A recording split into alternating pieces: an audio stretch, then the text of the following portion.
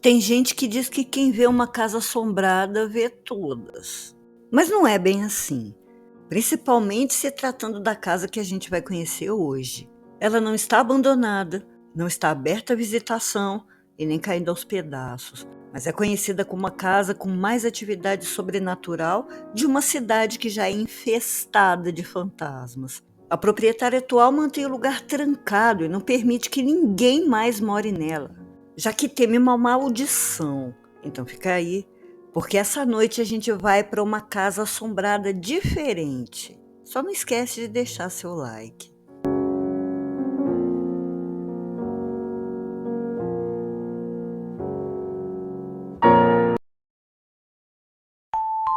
Boa noite, eu sou a doutora Plague, abrindo as portas do sanatório. Sejam bem-vindos à casa mais assombrada da cidade mais assombrada do estado da Geórgia. A diferença entre essa casa e as outras casas assombradas começa que essa não é conhecida por um nome, como acontece a muitas outras, mas o endereço, esse sim, todo mundo conhece e quer passar em frente, já que mesmo só podendo olhar pelo lado de fora, é possível sentir a energia e até mesmo ver seus fantasmas espiando pela janela. A casa da rua Abercorn, 432, está bem em cima de um cemitério de escravos, o que já explica em grande parte a presença de tanta energia e de espíritos. Mas não é só isso. Não foi nenhuma surpresa para os primeiros donos que a construção ficaria sobre um cemitério. O que acontece é que eles estão em Savannah, na Geórgia, um lugar onde há mais mortos do que vivos. E por causa da guerra civil, dos horrores da escravidão e dos massacres aos nativos, não tem um pedaço que seja daquele solo que não possa ser considerado um cemitério, porque para todo lugar ou morreu gente ou foi enterrado alguém. Dizem que a cidade é amaldiçoada, e parece mesmo ser pela quantidade de guerras, inúmeros e seguidos surtos de febre amarela e de cólera. Com tudo isso, mais e mais moradores vão passando para o lado dos habitantes desencarnados de Savannah. É uma cidade onde literalmente você está andando na rua e pode dar de cara tanto com uma pessoa viva quanto com um fantasma. Eles estão em toda parte. Alguns moradores e pesquisadores do sobrenatural dizem que a cidade foi infectada por uma escuridão incurável e acreditam que o ponto zero para a maldição de Savannah seja o Carillon Square, um viveiro de atividades sobrenaturais. Além de ter sido um bairro que suportou doenças e batalhas sangrentas, também foi onde aconteceram muitos assassinatos, desaparecimentos e onde muitas pessoas tiraram a própria vida.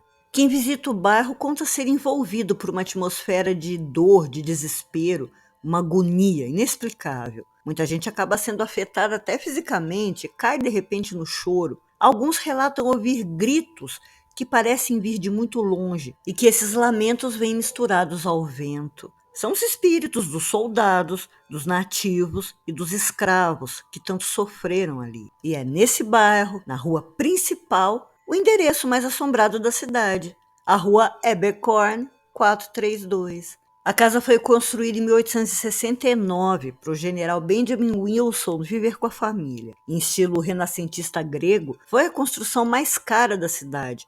Custou US$ 20.000, o que na época era uma exorbitância.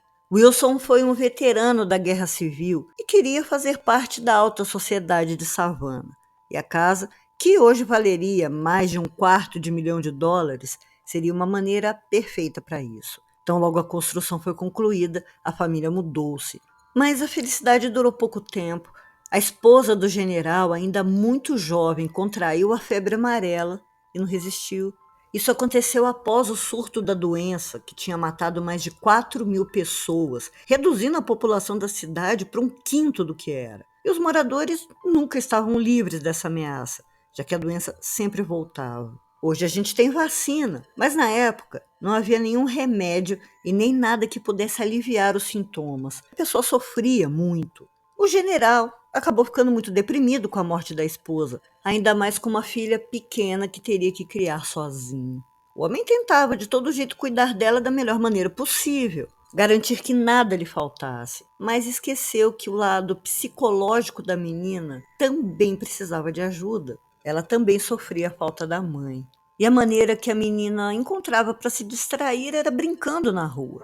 Bem perto dali ficava a escola Messi, que educava e abrigava crianças de classe muito baixa.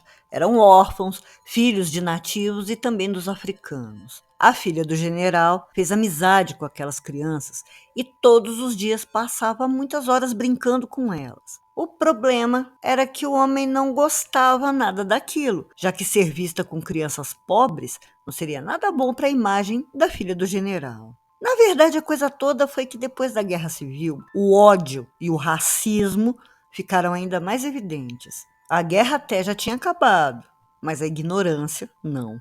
Ele então proibiu a filha de voltar à escola e a proibiu que tivesse amizade com os alunos. Só que ela não conseguia entender o motivo, a razão disso. Não tinha aquela sujeira na alma. E daí que seus amigos fossem negros, indígenas ou fossem pobres, eram seus amigos e pronto.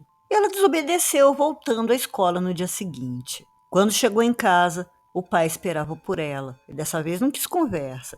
Deu uma surra na menina e a mandou para o quarto sem jantar. Mas isso não adiantou nada, porque mesmo escondida, ela voltava à escola Messi para brincar com os amigos. Até que um dia foi descoberta de novo. E dessa vez, o general estava mesmo possesso de raiva. Ele esperou que a menina chegasse em casa e a levou para o quarto, onde a trancou.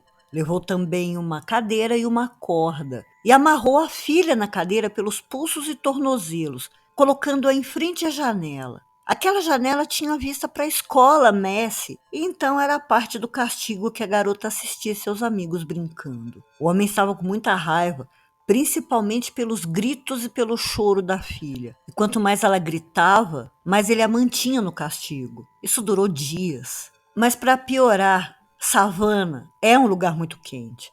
E naquele ano em especial, a Georgia estava passando pela pior onda de calor dos últimos tempos. A menina já estava amarrada àquela cadeira, trancada no quarto há vários dias, até que seus gritos, seu choro foram ficando cada vez mais escassos. E quando o pai já não a ouvia mais, subiu ao quarto. A menina estava quieta e o general foi até ela para finalmente tirá-la do castigo. Mas já era muito tarde para isso, porque quando a desamarrou, a filha desabou, já sem vida. Não tinha suportado o calor e a desidratação. Desesperado, o homem começou a gritar. E aí o arrependimento bateu. O general caiu numa depressão profunda e as coisas começaram a piorar muito quando passou a ouvir passos pela casa. Ouvia também a voz da filha e passou a vê-lo. Parecia que ela queria lembrá-lo do que tinha feito. E os gritos da filha vindos do quarto de madrugada. Era uma tortura. Com tudo isso, o homem foi enlouquecendo mais e mais. Não suportando o desespero e a tristeza, certa tarde ele foi até o quarto da menina, sentou-se na mesma cadeira e, com uma arma apontada para a cabeça, tirou a própria vida. Morreu olhando para a mesma paisagem que a filha. Por se tratar de um homem muito importante e influente na cidade, as investigações não deram em nada e foi decidido que a morte da filha, a perda da menina, já teria sido punição suficiente. Segundo os moradores, os seus espíritos nunca deixaram a casa. Podem ser vistos olhando pela mesma janela, um ao lado do outro. Há também relatos de pessoas que, passando pela rua à noite, podem ouvir a menina gritar. Mas eles não são os únicos espíritos atormentados da casa, porque na década de 50, um jovem casal e suas duas filhas foram morar na casa. Eles tinham o costume de viajar e numa dessas viagens se encontraram com outro casal de amigos que também tinham duas filhas e resolveram voltar todos juntos para a savana. Em uma noite, os adultos combinaram de sair para aproveitar a vida noturna da cidade, já que seria o último dia da visita dos amigos. Por isso mesmo, acabaram passando mais tempo que o planejado fora de casa. Já as quatro crianças ficaram sozinhas. Como já era noite, logo iam dormir, os pais entenderam que não seria nenhum problema deixá-las sem supervisão. Já passava das 4 da manhã, quando os dois casais voltaram e foram direto ao quarto das crianças. Mas quando acenderam a luz, se depararam com a cena mais apavorante e brutal que alguém poderia ver. 3 das meninas estavam na cama, estavam ensanguentadas, seus corpos pareciam estar fatiados e os órgãos foram removidos. Elas tinham sido contorcidas para que formassem um triângulo. A quarta criança não foi encontrada. E o desespero foi total. Chamaram a polícia, mas nada e nem ninguém suspeito foi encontrado por perto. Finalmente, a quarta criança estava escondida no armário em estado de choque e nunca conseguiu contar o que aconteceu, nem sequer se viu o que aconteceu. O motivo do assassinato e o autor ou autores não foram descobertos.